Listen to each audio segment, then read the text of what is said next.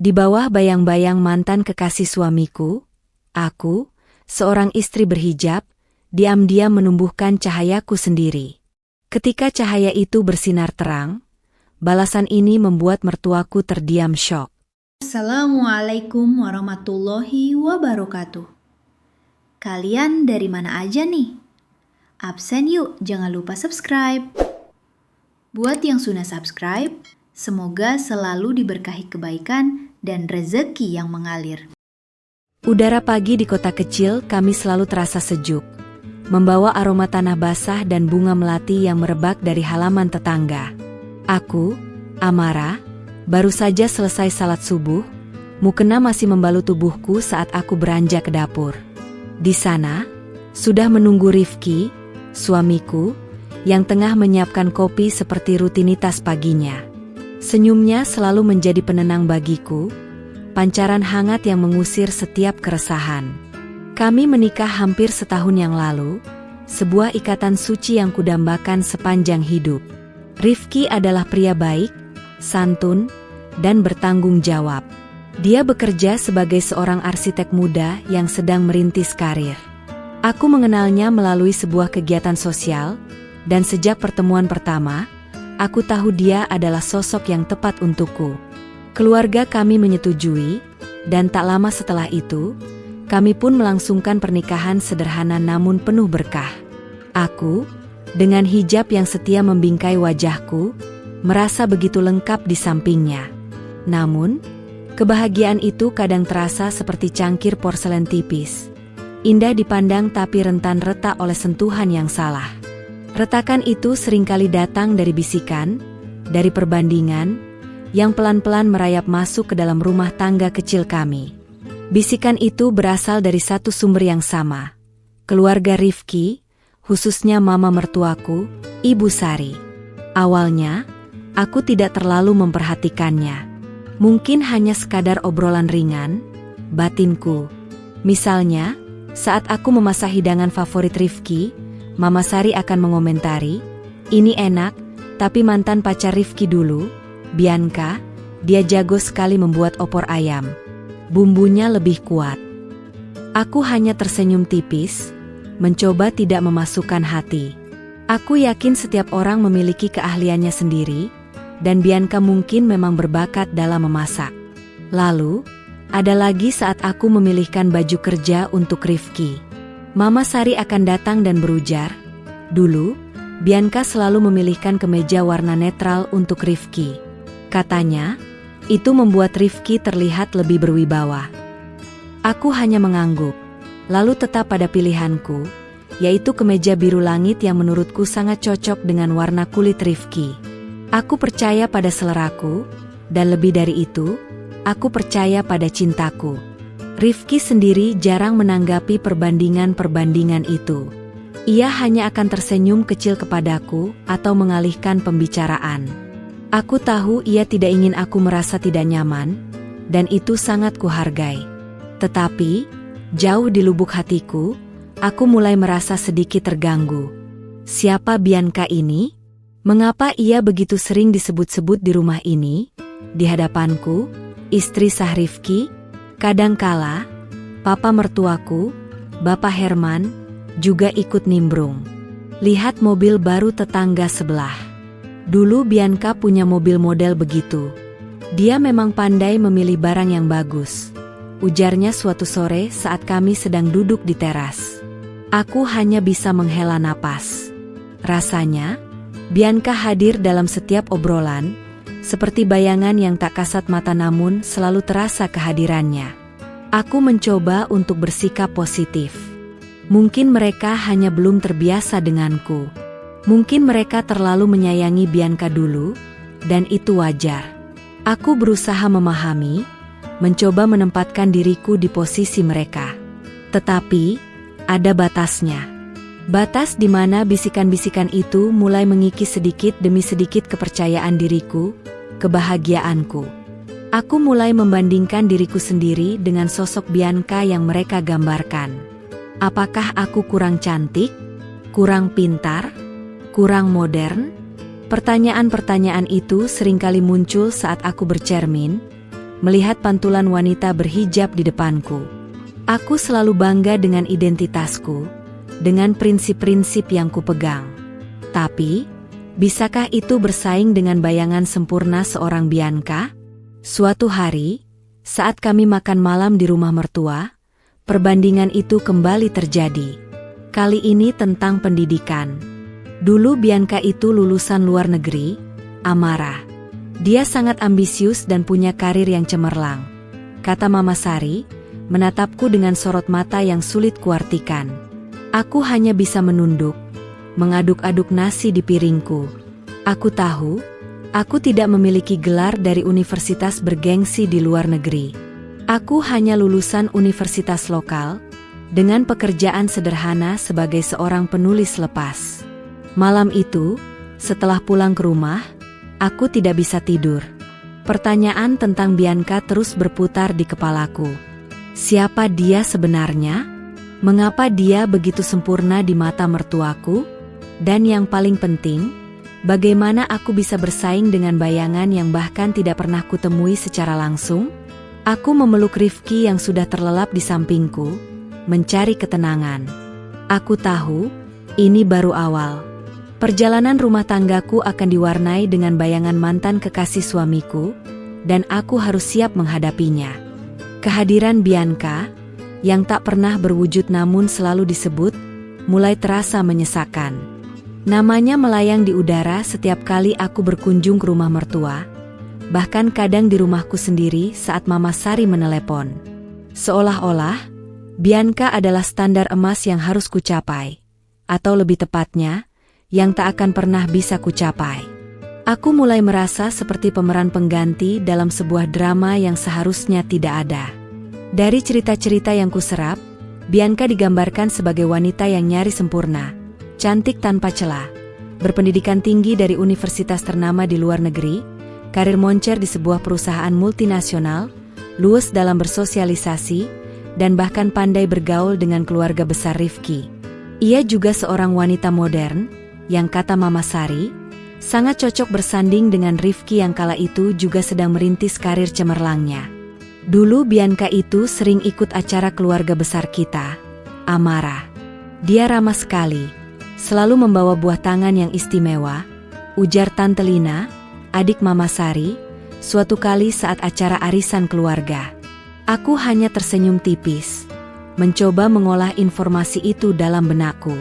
Aku selalu berusaha ramah dan sopan, tapi rasanya setiap usahaku selalu diukur dengan standar Bianca. Aku ingat sekali, pernah suatu kali aku mencoba membawakan kue lapis legit buatan sendiri untuk acara kumpul keluarga. Aku menghabiskan seharian penuh di dapur, berharap bisa membuat mertua dan keluarga besar Rifki terkesan. Namun, tanggapan yang kudapat dari Mama Sari hanya, "Oh, ini kue lapis?" Dulu Bianca pernah membawakan macarons dari Paris.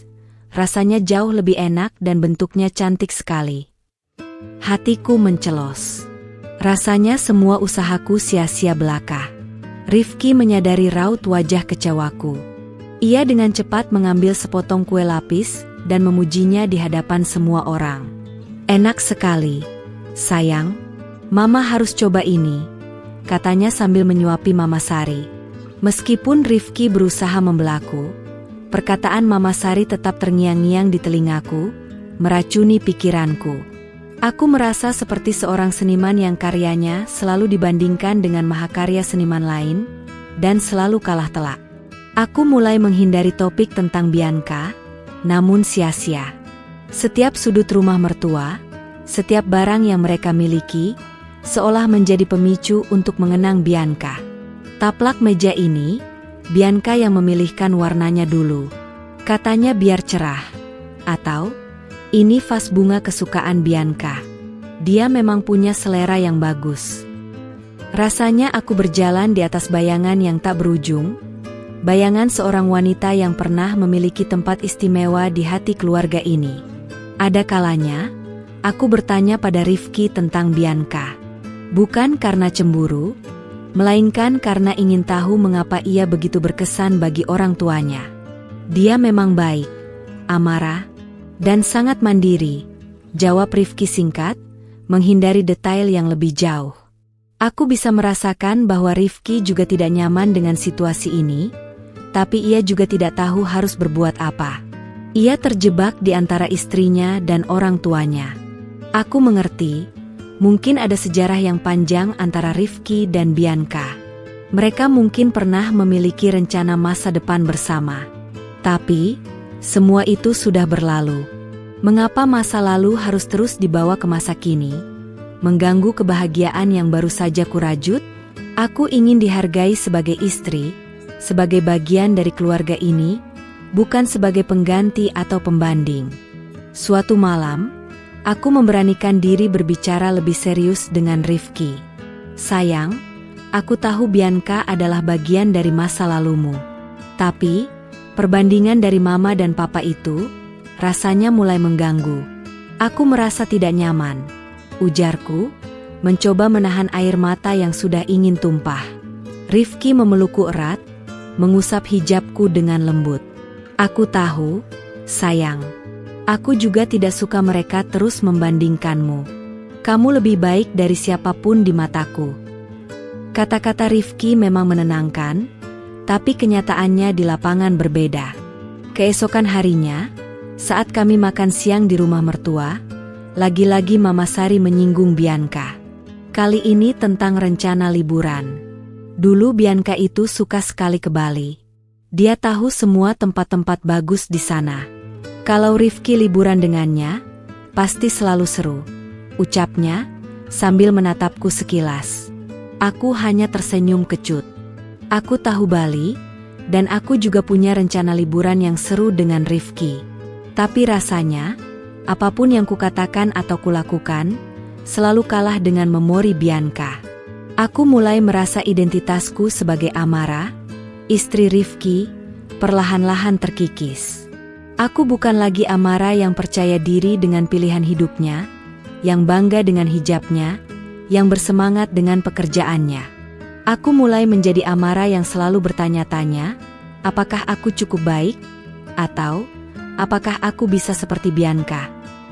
Perbandingan itu menghantuiku, bahkan dalam mimpiku. Bayangan Bianca seolah menjadi tembok tak terlihat yang memisahkan aku dari keluarga mertua.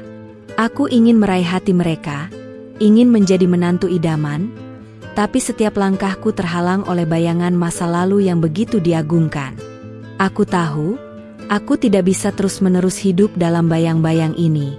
Aku harus mencari cara untuk keluar, untuk menunjukkan siapa Amara sebenarnya, tanpa harus menjadi seperti Bianca. Tapi, bagaimana caranya? Hari-hari berlalu, dan tekanan dari bisikan-bisikan perbandingan itu semakin terasa menusuk. Setiap kunjungan ke rumah mertua, setiap acara keluarga, bahkan panggilan telepon biasa, tak pernah luput dari nama Bianca. Aku mulai merasa cemas setiap kali bel pintu berdering, atau ponselku berbunyi menampilkan nama Mama Sari. Aku tahu, ujung-ujungnya, nama itu akan disebut juga. Misalnya, saat aku sedang menata taman kecil di halaman rumah.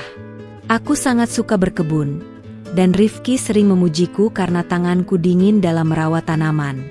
Tiba-tiba Mama Sari datang berkunjung tanpa pemberitahuan. Ia melihat bunga mawar yang sedang kususun rapi dan berujar, dulu Bianca punya hobi merangkai bunga.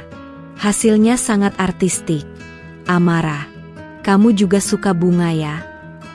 Meskipun kalimatnya terlihat seperti pertanyaan, nadanya lebih seperti pernyataan perbandingan yang tak bisa kutolak. Aku berusaha mengalihkan pembicaraan, mencoba menceritakan tentang jenis-jenis tanaman yang baru kutanam. Namun, Mama Sari hanya mengangguk-angguk kecil, pandangannya menerawang seolah sedang membayangkan keindahan rangkaian bunga Bianca. Aku menghela napas panjang, mencoba menepis rasa sesak di dada. Sulit sekali untuk merasa dihargai di lingkungan ini. Kadang, perbandingan itu datang dalam hal yang lebih pribadi. Suatu sore, aku dan Rifki sedang bersantai di ruang keluarga. Aku memakai gamis santai dan hijab instan, merasa nyaman di rumah sendiri. Tiba-tiba Mama Sari datang dengan alasan ingin mengantarkan makanan. Ia melihatku dan berkata, Kamu terlihat santai sekali, Amara. Dulu Bianca itu selalu tampil rapi dan modis, bahkan di rumah. Rifki sangat suka melihatnya. Kata-kata itu membuatku merasa seperti anak kecil yang ditegur. Apa salahnya aku merasa nyaman di rumahku sendiri? Aku mengenakan hijab bukan berarti aku harus selalu tampil formal dan modis seperti model. Aku ingin menjadi diriku sendiri, Amara. Aku ingin merasa bebas menjadi istri yang apa adanya di hadapan suamiku. Tapi, sepertinya itu tidak cukup bagi mertuaku. Rifki seringkali mencoba untuk menengahi atau membela. Mama, Amara itu cantik apa adanya. Dan dia juga nyaman dengan pakaiannya, ucapnya lembut. Namun, Mama Sari hanya akan tersenyum dan berkata, Mama kan hanya ingin Rifki senang. Nak, seperti dulu. Dan obrolan akan berakhir di sana, dengan aku yang merasa semakin terpojok. Aku merasa seperti beban bagi Rifki, karena ia harus selalu membelaku. Tekanan ini tidak hanya datang dari Mama Sari, tetapi juga dari pandangan sekilas anggota keluarga besar lainnya. Aku merasa mereka semua tahu tentang standar Bianca, dan setiap gerak-geriku selalu diamati, dibandingkan. Aku merasa seperti hidup di bawah mikroskop. Dengan setiap cacat kecilku diperbesar, dan setiap kelebihanku diabaikan. Aku mulai kehilangan kepercayaan diriku. Pekerjaanku sebagai penulis lepas yang dulu sangat kunikmati, kini terasa hambar. Ide-ide kreatifku seolah menguap, tergantikan oleh pikiran-pikiran tentang Bianca. Apakah Bianca juga seorang penulis? Apakah tulisannya lebih bagus dari tulisanku? Apakah dia lebih terkenal? Pertanyaan-pertanyaan itu mengikis semangatku untuk berkarya. Bahkan, hijab yang selalu kubanggakan, yang kuanggap sebagai mahkota, kadang terasa seperti beban. Aku khawatir jika penampilanku kurang elegan atau kurang modern di mata mertua, itu akan menjadi poin minus lagi bagiku. Aku mulai menghabiskan waktu lebih lama di depan cermin, mencoba berbagai gaya hijab baru, mencari pakaian yang lebih modis. Padahal jauh di lubuk hati aku tidak merasa nyaman dengan itu. Aku menyadari, aku tidak bisa terus-menerus hidup seperti ini.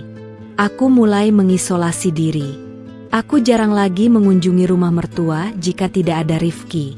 Aku sering beralasan sibuk dengan pekerjaan. Padahal sebenarnya aku hanya ingin menghindari pertemuan yang pasti akan diwarnai oleh nama Bianca. Aku tahu ini tidak sehat. Tapi aku tidak tahu lagi harus berbuat apa. Rifki melihat perubahanku. Ia mencoba menghiburku, mengajakku jalan-jalan, atau makan malam romantis. Kamu kenapa, sayang? Kamu terlihat murung akhir-akhir ini, tanyanya suatu malam, menatapku khawatir. Aku hanya bisa menggelengkan kepala, tidak sanggup menceritakan semua beban yang kurasakan. Aku tidak ingin Rifki khawatir. Dan aku juga tidak ingin dia ikut merasa tertekan oleh orang tuanya sendiri. Aku mulai bertanya-tanya, apakah perbandingan ini akan berhenti?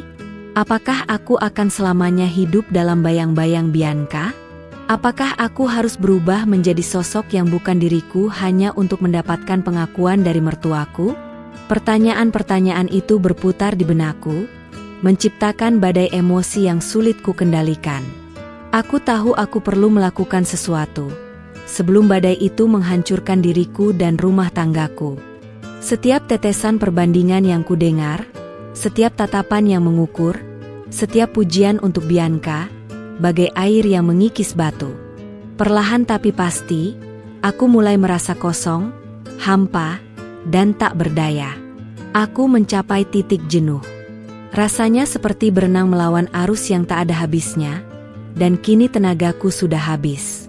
Pernah suatu kali, saat kami berkumpul di sebuah acara pernikahan keluarga besar. Aku sudah berusaha tampil sebaik mungkin, memilih gamis terbaikku, memadukan hijab dengan elegan, dan memakai riasan tipis yang menonjolkan fitur wajahku. Aku merasa cukup percaya diri, setidaknya untuk malam itu. Namun, kebahagiaanku hanya bertahan sesaat. Saat aku sedang berbincang dengan Rifki, Mama Sari mendekat dan memegang tanganku. Amara, kamu tahu? Dulu Bianca itu selalu jadi pusat perhatian di setiap pesta. Bajunya selalu rancangan desainer terkenal, dan penampilannya selalu memukau. Banyak sekali yang memuji kecantikannya, ujarnya, suaranya terdengar bangga. Aku hanya bisa mengukir senyum pahit. Seolah-olah, kehadiranku di sana hanyalah untuk melengkapi narasi tentang kehebatan Bianca. Malam itu, di tengah keramaian dan tawa orang-orang, aku merasa begitu sendirian. Aku pergi ke toilet, berdiri di depan cermin, dan menatap pantulan diriku. Mataku berkaca-kaca. Aku melihat seorang wanita berhijab yang mencoba keras untuk diterima, namun selalu merasa kurang. Aku tidak mengerti mengapa mereka begitu sulit menerima diriku apa adanya. Apakah mencintai Rifki dan menjadi istrinya saja tidak cukup? Aku menangis dalam diam, membiarkan air mata membasahi pipiku. Rasa lelah, kecewa, dan marah bercampur aduk menjadi satu. Aku marah kepada diriku sendiri, karena terus-menerus membiarkan perkataan mereka memengaruhiku. Aku marah kepada Bianca yang tak bersalah, karena bayangannya telah menghancurkan kepercayaan diriku. Dan aku marah kepada mertuaku, karena mereka seolah tidak peduli dengan perasaanku. Kembali ke meja, aku mencoba bersikap normal, tapi Rifki bisa merasakan ada sesuatu yang salah. Ia memegang tanganku di bawah meja, sorot matanya penuh kekhawatiran. "Kamu baik-baik saja, sayang?" bisiknya. Aku hanya mengangguk, tidak sanggup berbicara. Aku tidak ingin merusak malamnya dengan masalahku. Setelah pulang, saat kami sudah berada di kamar, aku tidak bisa lagi menahannya. Aku menceritakan semua yang kurasakan kepada Rifki, semua beban yang selama ini kupendam. Air mataku tumpah ruah, membanjiri wajahku. Aku tidak sanggup lagi, Rifki. Aku merasa seperti tidak pernah cukup baik di mata mereka. Aku lelah dibandingkan dengan Bianca. Aku ingin menjadi Amara, istrimu, tanpa harus menjadi bayangan orang lain. Rifki memelukku erat, mengusap punggungku dengan lembut. Aku bisa merasakan kesedihan dan rasa bersalahnya. "Maafkan aku, sayang. Aku tahu ini sulit bagimu." Aku sudah mencoba bicara dengan Mama, tapi suaranya terdengar pasrah. Aku tahu Rifki juga terjepit. Ia mencintai orang tuanya, tapi ia juga mencintaiku. Ia tidak ingin menyakiti siapapun. Malam itu, setelah tangisan mereda, aku merasa sedikit lega, tapi juga hampa. Titik jenuh ini membuatku merasa ingin menyerah. Menyerah pada pernikahan ini? Tidak. Aku tidak akan pernah melakukan itu. Menyerah pada diriku sendiri? Tidak. Aku harus mencari jalan keluar. Aku harus menemukan kembali Amara yang dulu, Amara yang percaya diri dan bersemangat. Keesokan paginya, aku bangun dengan mata bengkak dan kepala pusing. Namun, ada tekad baru yang menyala di dalam diriku. Aku tidak bisa terus-menerus membiarkan perbandingan ini menghancurkanku. Aku harus mengambil alih kendali atas kebahagiaanku sendiri. Aku tidak bisa mengubah cara pandang mertuaku, tetapi aku bisa mengubah caraku meresponsnya. Aku menatap cermin, melihat pantulan diriku lagi. Kali ini, aku tidak lagi melihat wanita yang lemah dan rapuh. Aku melihat seorang wanita berhijab yang memiliki kekuatan, yang memiliki potensi, yang memiliki identitas. Aku tidak perlu menjadi Bianca untuk menjadi berharga. Aku berharga karena aku adalah Amara.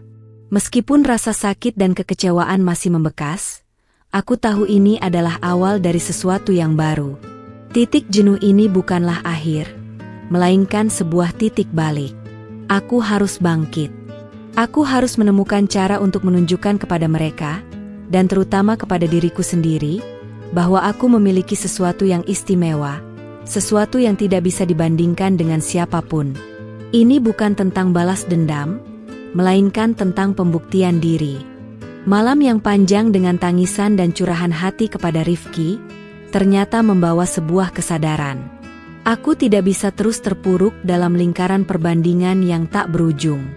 Titik jenuh itu adalah tamparan keras yang membangunkanku. Aku harus bangkit, bukan untuk membalas dendam, melainkan untuk membuktikan pada diriku sendiri bahwa aku berharga, terlepas dari standar apapun yang ditetapkan oleh mertuaku. Pagi itu, aku tidak langsung ke dapur seperti biasa. Aku duduk di tepi ranjang, merenung. Memikirkan apa yang sebenarnya menjadi kekuatanku, apa yang membuatku merasa berharga. Aku teringat lagi pada pekerjaanku sebagai penulis lepas. Dulu, aku sangat menikmati setiap kata yang kurangkai, setiap cerita yang kubangun. Itu adalah duniaku, tempat aku bisa berekspresi tanpa batas. Aku juga teringat pada kecintaanku pada kain-kain tradisional, terutama batik dan tenun. Aku sering menghabiskan waktu berjam-jam menjelajahi pasar kain, mengagumi corak dan motif yang kaya akan filosofi. Aku selalu bermimpi bisa menciptakan sesuatu yang indah dari bahan-bahan itu, sesuatu yang bisa memadukan kekayaan budaya dengan gaya modern. Rifki melihatku termenung. Ia duduk di sampingku dan menggenggam tanganku. "Kamu memikirkan apa, sayang?" tanyanya lembut. Aku menatapnya. Ada sorot tekad di mataku yang mungkin baru ia lihat. Aku tidak ingin lagi tenggelam dalam perbandingan, Rifki. Aku ingin mencari kekuatanku sendiri. Aku ingin melakukan sesuatu yang bisa membuatku merasa bangga pada diriku sendiri. Rifki tersenyum, senyum bangga yang menular. Aku akan selalu mendukungmu, sayang. Apapun itu. Kata-kata dukungannya memberiku semangat. Aku merasa tidak sendirian. Setidaknya, suamiku percaya padaku. Aku mulai memikirkan ulang semua ide dan mimpiku yang selama ini terpendam. Menulis memang pasionku, tapi kurasa aku perlu sesuatu yang lebih nyata. Sesuatu yang bisa dilihat dan dirasakan. Sesuatu yang bisa menunjukkan jati diriku sebagai wanita berhijab yang kreatif dan mandiri. Malam harinya, aku mulai mencari inspirasi. Aku membaca buku tentang kewirausahaan, menjelajahi internet untuk melihat tren fashion muslim, dan mencari informasi tentang pengrajin kain tradisional. Aku ingin menciptakan produk yang unik, yang bisa membawa nilai-nilai keindahan budaya Indonesia ke panggung yang lebih luas. Ide itu perlahan-lahan terbentuk di benakku, hijab etnik. Hijab yang terbuat dari perpaduan kain-kain tradisional Indonesia, seperti batik tulis, tenun ikat, atau songket, dengan sentuhan desain modern yang elegan. Aku ingin hijab ini bukan hanya sekadar penutup kepala, tapi juga sebuah karya seni yang bisa membanggakan para pemakainya. Aku mulai membuat sketsa desain, bermain-main dengan kombinasi warna dan motif.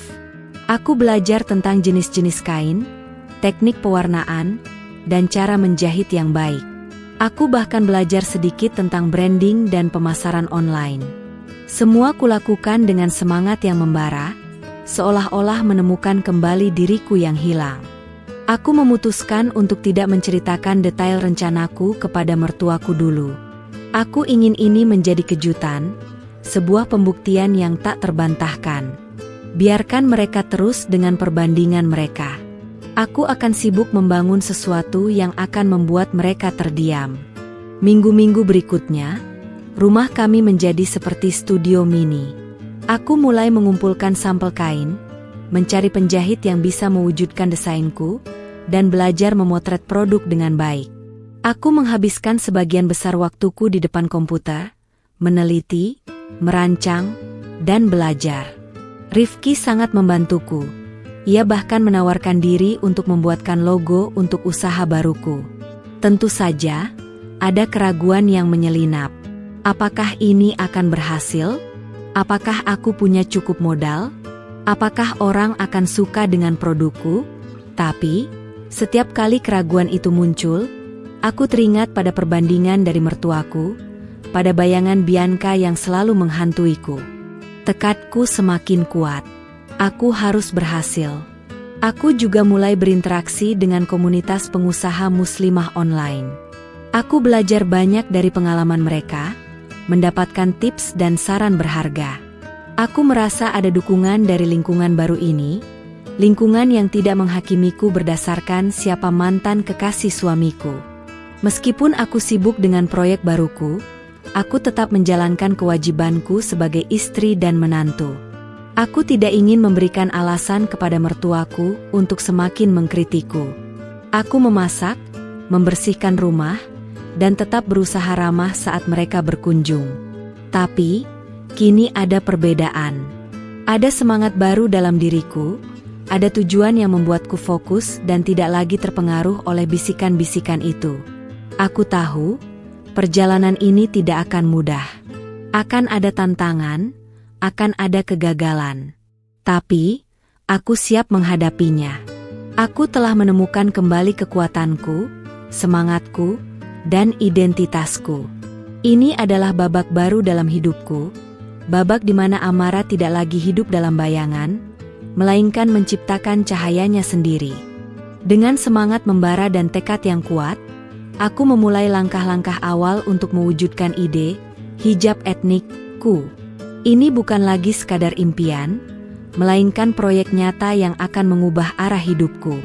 Setiap pagi, setelah menyiapkan sarapan untuk Rifki, aku langsung tenggelam dalam duniaku sendiri, dunia yang penuh dengan warna, motif, dan jahitan. Langkah pertama adalah riset mendalam. Aku mempelajari lebih jauh tentang pasar fashion muslim di Indonesia, segmentasi konsumen, dan pesaing yang ada. Aku juga mendalami filosofi di balik motif-motif batik dan tenun, agar produkku tidak hanya indah secara visual, tapi juga kaya akan makna. Aku ingin hijab ini menjadi jembatan antara tradisi dan modernitas. Aku mulai mencari pengrajin batik tulis dan tenun ikat di daerah yang berbeda-beda. Ini bukan pekerjaan mudah. Banyak pengrajin kecil yang sulit dijangkau, atau yang belum terbiasa dengan permintaan desain custom. Aku rela menempuh perjalanan jauh, bernegosiasi, dan menjelaskan visiku dengan sabar. Aku ingin memastikan setiap lembar kain yang kugunakan adalah hasil karya tangan asli, bukan cetakan mesin. Setelah mendapatkan beberapa pengrajin yang cocok, aku mulai membuat sampel produk. Rifki sangat membantuku dalam hal ini. Ia menggunakan keahliannya sebagai arsitek untuk membuat sketsa teknis desain hijabku, memastikan ukuran dan potongan yang presisi. Ia bahkan belajar dasar-dasar fotografi produk, agar kami bisa memotret sampel dengan menarik. Proses pembuatan sampel tidak berjalan mulus. Ada saja kendala, warna yang tidak sesuai harapan, jahitan yang kurang rapi, atau bahan yang sulit ditemukan. Namun, setiap kegagalan justru memicu semangatku untuk terus mencoba. Aku tidak ingin menyerah. Aku ingin membuktikan bahwa Amara, si wanita berhijab ini, juga bisa menciptakan sesuatu yang berkualitas. Mama Sari dan Papa Herman tentu saja tidak tahu menahu tentang semua ini. Bagi mereka, aku mungkin hanya menghabiskan waktu luang dengan hobi yang tidak jelas. Saat mereka berkunjung, aku akan cepat-cepat merapikan semua alat dan bahan kerjaku, menyembunyikannya dari pandangan mereka. Aku tidak ingin mereka meremehkan usahaku sejak awal. Pernah suatu kali, Mama Sari melihat Rifki sedang membantuku memotret beberapa sampel hijab. "Kalian ini sedang apa? Main-main seperti anak muda saja," ujarnya, nadanya terdengar sedikit mencemooh. Rifki hanya tersenyum dan berkata, "Amara sedang mengembangkan hobinya, Ma. Bagus kan?" Mama Sari hanya menggelengkan kepala, "Hobi sih boleh, tapi jangan sampai melalaikan kewajiban, ya." Kata-kata itu sempat membuatku sedikit kesal, tapi aku berusaha untuk tidak memasukkan hati. Aku punya tujuan yang lebih besar. Aku juga mulai membangun platform online untuk menjual produkku. Aku belajar membuat akun media sosial khusus untuk bisnis, membuat website sederhana, dan belajar tentang teknik pemasaran digital. Aku tahu bahwa di era digital ini, kehadiran online adalah kunci. Aku ingin produkku bisa menjangkau pembeli di seluruh Indonesia, bahkan mungkin dunia.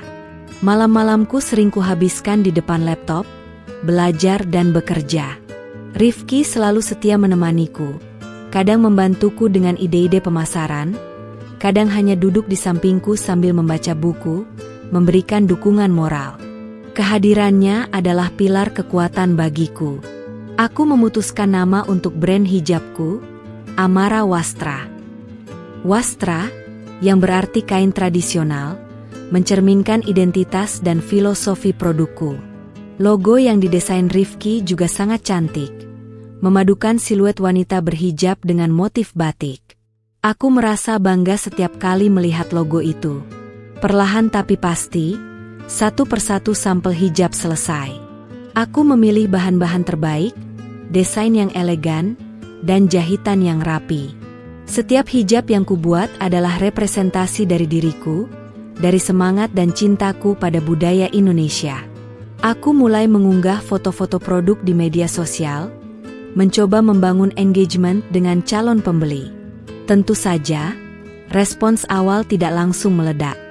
Hanya ada beberapa likes dan komentar dari teman-teman dekat. Tapi, aku tidak putus asa.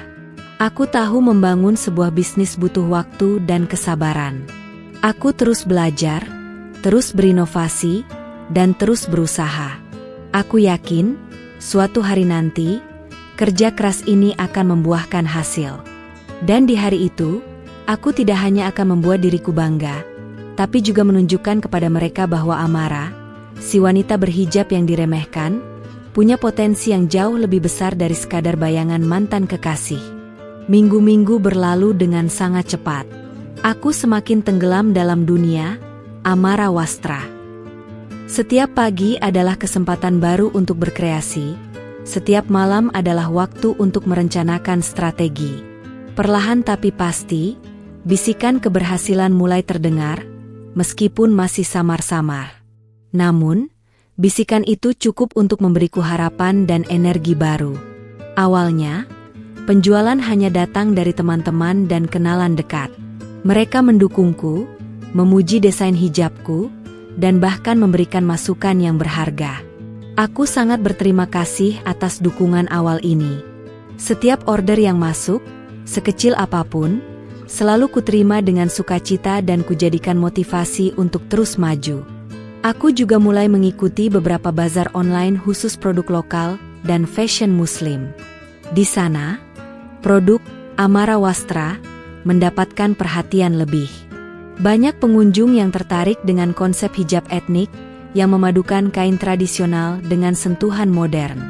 Aku mulai mendapatkan testimoni positif dari pembeli yang menyukai kualitas bahan, desain, dan makna di balik setiap hijab.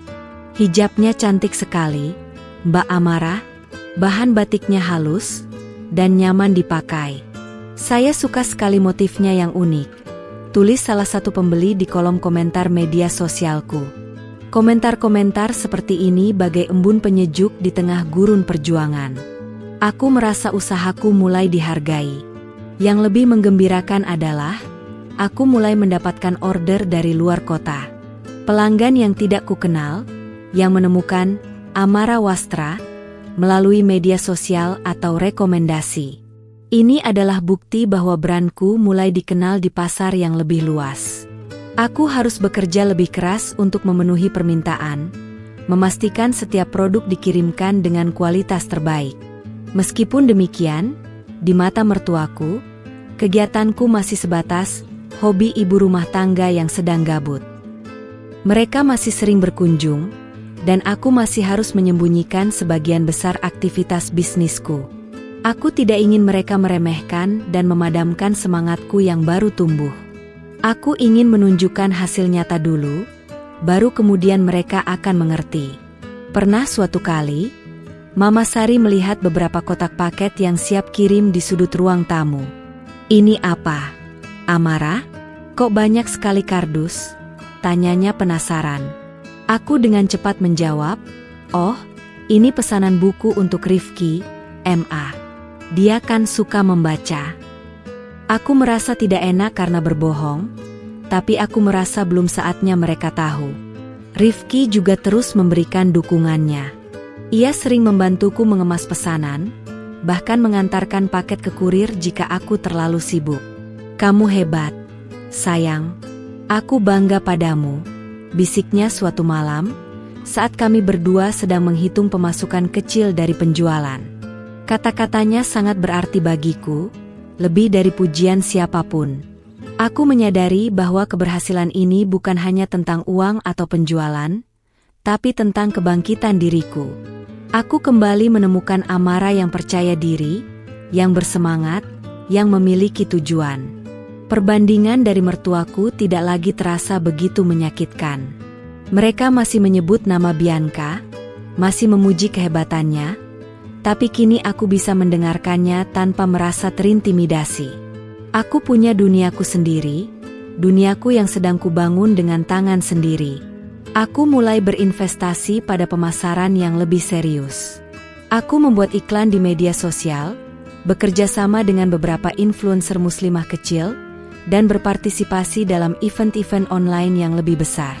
Aku juga mulai berpikir untuk merekrut beberapa asisten untuk membantuku dengan produksi dan pengiriman, karena permintaan semakin meningkat. Bisikan keberhasilan ini memberiku keyakinan bahwa aku berada di jalur yang benar.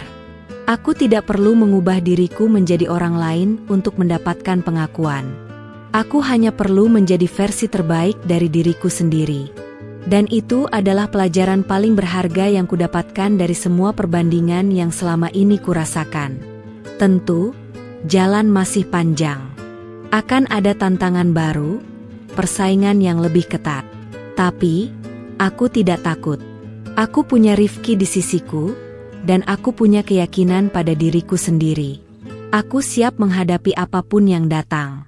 Karena aku tahu, Amara Wastra bukan hanya sekadar bisnis, tapi juga perjalanan pembuktian diri. Perjalanan untuk menunjukkan kepada semua orang, termasuk mertuaku, bahwa Amara juga bisa bersinar dengan caranya sendiri.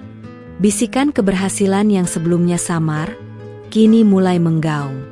Amara Wastra tidak lagi hanya dikenal di kalangan teman dan komunitas kecil, tetapi telah mencuri perhatian di panggung yang lebih besar.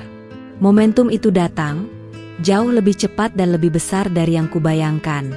Awalnya adalah saat seorang blogger fashion muslim ternama, yang memiliki ribuan pengikut, mereview produk Amara Wastra di akun media sosialnya.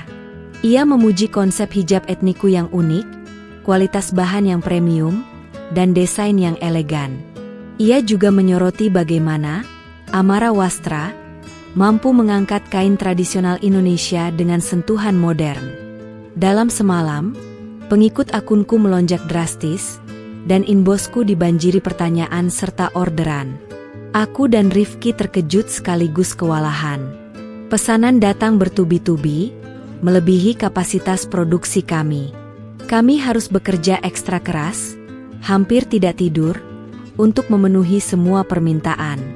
Rifki mengambil cuti dari kantor untuk membantuku. Sementara aku pontang-panting mencari penjahit tambahan dan bahan baku yang mencukupi. Ini adalah momen yang membahagiakan sekaligus menantang. Tak lama setelah itu, Amara Wastra mendapat tawaran untuk berpartisipasi dalam sebuah pameran fashion muslim skala nasional di Jakarta. Ini adalah kesempatan emas. Sebuah pameran yang dihadiri oleh desainer-desainer ternama, pembeli dari seluruh Indonesia, dan bahkan media massa. Aku tahu ini adalah langkah besar yang tidak boleh kulewatkan. Mama Sari dan Papa Herman tentu saja tidak tahu menahu tentang semua ini. Mereka hanya tahu aku semakin sibuk di rumah, sering menolak ajakan makan siang atau berkunjung dengan alasan banyak pekerjaan online. Mereka masih dengan perbandingan mereka tentang Bianca yang karirnya jelas dan bergengsi di perusahaan multinasional. Mereka tidak akan pernah menyangka bahwa hobiku ini akan membawaku ke panggung nasional. Persiapan untuk pameran itu sangat padat. Aku merancang koleksi khusus, menyiapkan materi promosi, dan melatih beberapa staf part-time yang kubantu rekrut. Aku ingin booth Amara Wastra terlihat profesional dan menarik. Aku ingin menunjukkan bahwa produkku bukan hanya sekadar hijab, tapi sebuah brand yang serius dan berdedikasi. Pada hari pembukaan pameran, jantungku berdegup kencang. Aku mengenakan salah satu hijab koleksi terbaruku, yang terbuat dari tenun ikat Sumba, dipadukan dengan busana muslim yang elegan. Aku merasa gugup, tapi juga sangat bangga. Ini adalah hasil dari semua kerja keras dan air mataku. But Amara Wastra menarik banyak perhatian. Desain hijabku yang unik dan berkarakter, memadukan motif etnik dengan warna-warna modern, sangat disukai pengunjung. Banyak yang memuji kreativitas dan keberanianku dalam mengangkat kain tradisional. Aku sibuk melayani pembeli, menjawab pertanyaan, dan menceritakan filosofi di balik setiap desain. Salah satu momen paling tak terduga adalah ketika seorang editor majalah fashion ternama mengunjungi bootku. Ia sangat tertarik dengan konsep Amara Wastra dan menawarkan untuk menulis artikel tentang perjalananku membangun bisnis ini. Aku nyaris tidak percaya. Ini adalah impian setiap pengusaha kecil. Rifki menemaniku sepanjang pameran, senyum bangga tak pernah lepas dari wajahnya. Ia melihat bagaimana aku berbicara dengan percaya diri, bagaimana aku menjelaskan produk-produkku dengan passion. Ia adalah saksi bisu dari semua perjuanganku, dan kini ia juga menjadi saksi dari keberhasilanku. Berita tentang Amara Wastra yang sukses di pameran mulai menyebar. Orderan semakin membludak, bahkan beberapa butik besar di Jakarta menyatakan minat untuk menjadi reseller. Aku mulai menerima tawaran kerjasama dari berbagai pihak, dari desainer aksesoris hingga produsen tas. Amara Wastra telah menjadi sorotan. Aku tahu, saatnya telah tiba. Saatnya untuk menunjukkan kepada mertuaku bahwa Amara bukan lagi bayangan, melainkan cahaya yang bersinar terang dengan caranya sendiri. Momentum besar ini adalah jawabanku atas semua perbandingan dan keraguan mereka. Aku tidak perlu menjadi Bianca, karena aku adalah Amara, dan aku bangga dengan itu. Berita tentang kesuksesan Amara Wastra di pameran nasional akhirnya sampai juga ke telinga mertuaku. Tentu saja, bukan dariku langsung. Aku masih menunggu waktu yang tepat. Kabar itu sampai dari kerabat dekat yang juga menghadiri pameran, yang terkejut melihat booth Amara Wastra begitu ramai dan produknya diminati banyak orang. Suatu sore, teleponku berdering. Nama Mama Sari terpampang di layar. Aku mengangkatnya dengan perasaan campur aduk. Amara, apa benar kamu ikut pameran di Jakarta? Dan itu bisnis hijabmu? Tanyanya, nadanya terdengar terkejut, bahkan sedikit tidak percaya. Aku hanya menjawab tenang, iya, MA. Itu usaha yang sedang Amara rintis. Ada jeda di telepon. Aku bisa membayangkan Mama Sari sedang mencerna informasi ini. Setelah beberapa saat, ia melanjutkan, kenapa kamu tidak bilang? Nak, Mama kan bisa membantu. Aku tersenyum pahit. Dulu, saat aku mencoba menceritakan sedikit, mereka hanya menganggapnya sebagai hobi. Tidak lama setelah itu, Mama Sari dan Papa Herman datang berkunjung ke rumah kami. Ini bukan kunjungan biasa. Ada aura ketegangan di antara mereka, dan tatapan mereka padaku berbeda.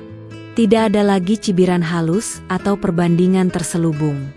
Yang ada hanyalah rasa penasaran dan sedikit kebingungan. Jadi, ini yang kamu kerjakan selama ini, Amara? Tanya Papa Herman, menunjuk beberapa tumpukan kotak yang berisi hijab Amara Wastra, siap kirim. Aku mengangguk. Iya, Papa. Ini bisnis hijab etnik yang Amara rintis dari nol. Semua desain dan produksinya Amara awasi sendiri. Aku kemudian menunjukkan beberapa koleksi hijab andalanku, menceritakan tentang bahan batik dan tenun yang kudapatkan dari pengrajin lokal, serta filosofi di balik setiap motif. Aku berbicara dengan penuh semangat dan percaya diri, sesuatu yang mungkin belum pernah mereka lihat dariku sebelumnya. Aku tidak lagi takut dengan penilaian mereka. Mama Sari mengambil salah satu hijab tenun ikat dengan warna-warna cerah. Ia mengamati detailnya, meraba kainnya, dan matanya memancarkan ekspresi yang sulit kubaca. Ini bagus sekali, Amara. Mama tidak menyangka. Suaranya pelan, seolah sedang bergumam pada dirinya sendiri. Kemudian, aku menunjukkan artikel majalah fashion yang baru saja terbit, yang memuat profil Amara Wastra dan wawancaranya denganku. Mereka membaca artikel itu dengan seksama, alis mereka berkerut. Aku bisa melihat keterkejutan yang nyata di wajah mereka saat membaca pujian untuk konsep unik, kualitas produk, dan visiku dalam mengangkat budaya lokal. Jadi, ini yang kamu sebut pekerjaan online, itu? Tanya Mama Sari lagi, kali ini dengan nada yang benar-benar berbeda. Tidak ada lagi cemoohan, hanya keheranan yang mendalam. Aku mengangguk. Iya, MA. Dan sekarang, Amara Wastra sudah punya beberapa reseller di kota-kota besar, dan kami juga sedang proses untuk ekspor ke Malaysia. Kedua mertuaku terdiam, seolah tersambar petir. Wajah mereka pucat, mata mereka membulat. Balasanku, yang sebenarnya bukanlah balasan melainkan pembuktian diri, telah mengguncang mereka. Semua perbandingan tentang Bianca, semua keraguan yang mereka lemparkan kepadaku, kini terasa hambar di hadapan kesuksesan nyata yang kubangun dengan tangan sendiri.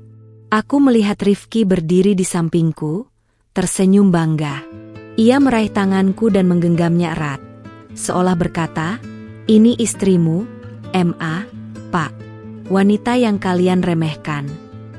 Tidak ada lagi kata-kata yang keluar dari mulut mertuaku.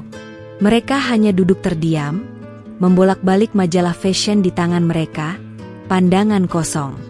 Aku tidak merasakan kemenangan, tapi lebih kepada sebuah kelegaan yang luar biasa.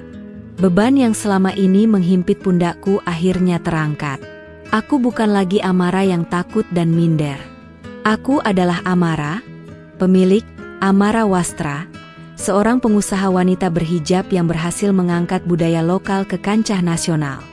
Dan itu, menurutku, jauh lebih berharga daripada gelar dari luar negeri atau karir di perusahaan multinasional, setidaknya bagiku. Malam itu, setelah mertuaku pulang, suasana di rumah terasa berbeda. Ada keheningan yang panjang, tapi bukan keheningan yang menyesakkan, melainkan keheningan yang damai. Aku telah menunjukkan kepada mereka siapa Amara sebenarnya, dan kini, giliran mereka untuk mencerna kenyataan itu. Balasanku, yang datang dalam bentuk kesuksesan yang tulus, telah membuat mereka syok, dan aku akhirnya bisa bernapas lega. Sejak malam pengungkapan itu, ada perubahan drastis dalam sikap mertuaku. Keheningan dan keterkejutan mereka bukan sekadar sesaat, melainkan berlanjut dalam beberapa hari berikutnya. Ponselku tidak lagi dihiasi panggilan yang penuh perbandingan, melainkan pesan-pesan singkat berisi pujian atau pertanyaan tentang Amara Wastra. Mereka bahkan meminta Rifki untuk menunjukkan website dan akun media sosial bisnisku, ingin tahu lebih banyak. Ketika Mama Sari dan Papa Herman kembali berkunjung seminggu kemudian, suasana sudah jauh berbeda. Tidak ada lagi aura tegang, tidak ada lagi sorot mata menghakimi. Yang ada hanyalah raut wajah penasaran, dan sedikit penyesalan yang tersirat. Mama Sari datang dengan membawa bunga mawar, sesuatu yang jarang ia lakukan. "Amara, Mama sungguh minta maaf," ucap Mama Sari, suaranya terdengar tulus, matanya berkaca-kaca. "Mama tidak menyangka kamu punya potensi sebesar ini. Selama ini Mama terlalu picik. Mama terlalu membandingkanmu dengan Bianca, sampai tidak melihat kehebatanmu sendiri." Papa Herman mengangguk di sampingnya, raut wajahnya juga menunjukkan penyesalan. Aku terdiam sejenak, mencerna permintaan maaf yang tulus itu. Rasa sakit hati yang dulu membekas, kini terasa luruh. Aku tahu mereka tidak bermaksud jahat. Hanya saja mereka terlalu terbutakan oleh masa lalu dan standar yang mereka ciptakan sendiri. Aku tersenyum, "Tidak apa-apa, MA, Pak." Amara mengerti. Sejak hari itu, hubungan kami membaik secara signifikan. Mama Sari bahkan sering meneleponku untuk menanyakan perkembangan Amara Wastra, memberikan saran, dan kadang menawarkan bantuan. Ia bahkan mempromosikan produkku kepada teman-teman arisannya. Perubahan ini sungguh di luar dugaanku, dan aku sangat mensyukurinya. Rifki adalah orang yang paling bahagia melihat perubahan ini. Beban yang selama ini ia pikul, yang terjepit di antara aku dan orang tuanya, akhirnya terangkat. Kami berdua bisa bernapas lega, dan rumah tangga kami terasa semakin harmonis. Rifki semakin bangga kepadaku, dan dukungannya tak pernah luntur. "Kamu benar-benar luar biasa, sayang," bisiknya suatu malam, sambil memelukku erat. "Kamu membuktikan kepada mereka, dan juga kepadaku, bahwa kamu punya kekuatan yang luar biasa." Aku tersenyum dalam pelukannya. Aku tahu, ini bukan hanya tentang membuktikan kepada mereka, tapi juga kepada diriku sendiri. Amara Wastra terus berkembang pesat. Kami berhasil merekrut beberapa karyawan tetap, membuka workshop kecil, dan sedang dalam tahap negosiasi dengan distributor di luar negeri. Impianku untuk membawa kain tradisional Indonesia ke kancah global semakin nyata. Aku sering diundang untuk menjadi pembicara di berbagai acara kewirausahaan, membagikan kisah perjalananku membangun bisnis dari nol. Aku juga semakin bangga dengan identitasku sebagai wanita berhijab. Hijab bukan lagi sebuah beban yang membuatku harus menyesuaikan diri dengan standar orang lain, melainkan sebuah pernyataan gaya, sebuah identitas yang kuat, yang kusandingkan dengan keindahan wastra Indonesia. Aku merasa semakin utuh, semakin percaya diri, dan semakin bahagia. Tentu saja, ada kalanya bayangan Bianca masih muncul. Kadang ada teman lama Rifki yang menyinggung namanya, atau bahkan aku mendengar sepintas kabar tentang dirinya. Tapi, kini hal itu tidak lagi menggangguku. Aku tahu posisiku. Aku tahu nilaiku. Bianca adalah masa lalu, dan aku adalah masa kini, dengan masa depan yang cerah di genggamanku. Aku belajar banyak dari semua pengalaman ini. Belajar tentang kesabaran, tentang ketekunan, tentang pentingnya percaya pada diri sendiri. Aku belajar bahwa validasi dari orang lain memang penting, tapi validasi terpenting datang dari dalam diri kita sendiri. Aku juga belajar bahwa kekuatan seorang wanita berhijab tidak hanya terletak pada penampilan fisiknya, melainkan pada karakter, visi, dan kemampuannya untuk berkreasi dan berkarya. Kisah perbandingan yang sempat membuatku terpuruk, kini menjadi fondasi yang kokoh untuk kebangkitanku. Ini adalah babak baru dalam hidupku, babak di mana Amara tidak lagi hidup dalam bayangan, melainkan menciptakan cahayanya sendiri, menerangi jalan bagi banyak wanita lain yang mungkin juga sedang berjuang mencari tempat dan identitas mereka. Aku, Amara, telah menemukan kebahagiaan sejati, bukan karena pengakuan mertua, melainkan karena aku berhasil menjadi diriku sendiri, seutuhnya.